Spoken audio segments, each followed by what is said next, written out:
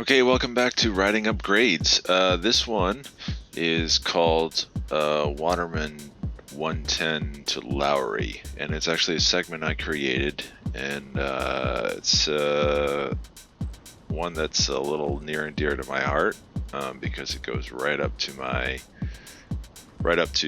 near where I live, and that's why I created it. And I was looking back over Strava, and I realized that I've been riding this segment for 7 years now. 7 years. And when I first created it, I thought, I might be all right on the leaderboard for this, and I was nowhere close.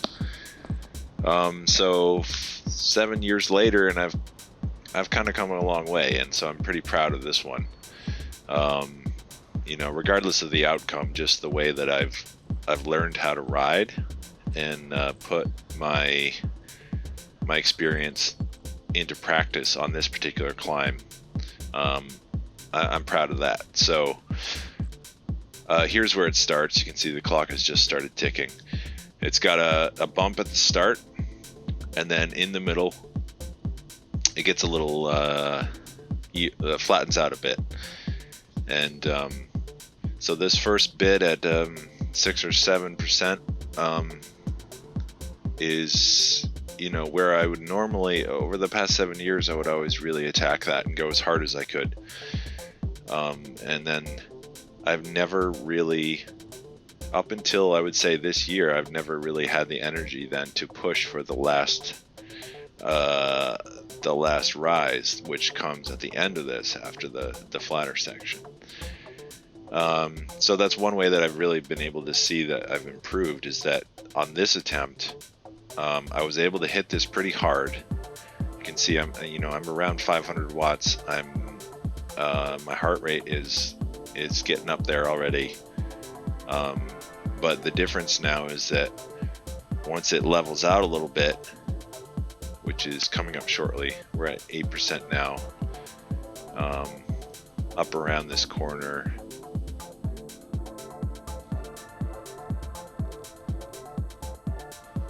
I guess there's kind of two corners before we get there. But anyway, once I get there, I was able to dig deeper and find another gear and push through.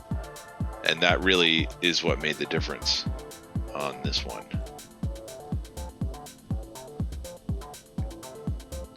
So we're still at 7-8%, still holding around 500 watts.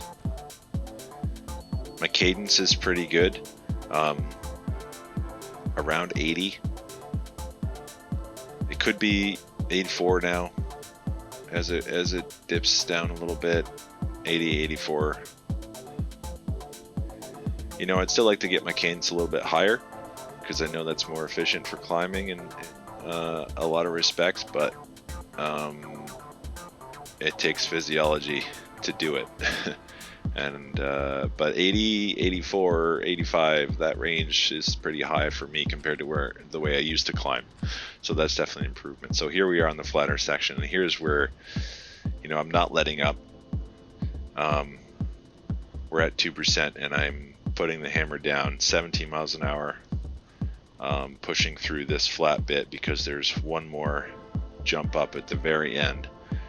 And normally in past attempts, when I would get there, I would just have nothing left, but I really wanted to be able to hit that with everything I could. And that comes right here as it pitches up again toward the finish.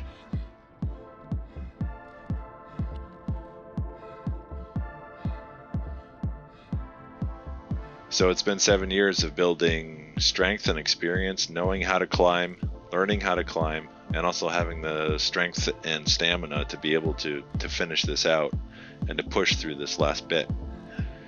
And it finally paid off with a KOM.